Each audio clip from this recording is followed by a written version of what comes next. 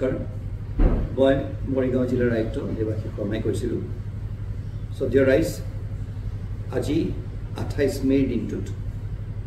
চাৰিওপিনে বতাহ ধুমুহা বৰষুণ ইত্যাদি আহিছে এই ৰিমাল সাইক্লোন উপলক্ষে আজিৰ দিনটোত মৰিগাঁও জিলাৰ সমূহ বিদ্যালয় বন্ধ ৰখা হৈছে সমান্তৰালভাৱে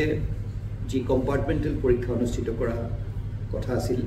সেই পৰীক্ষা গতানুগতিকভাৱে অনুষ্ঠিত কৰা হ'ব সমূহ ৰাইজক অনুৰোধ জনাব বিচাৰিছোঁ অলাগতিয়ালকৈ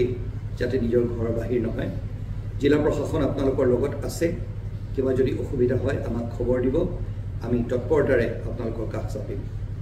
ধন্যবাদ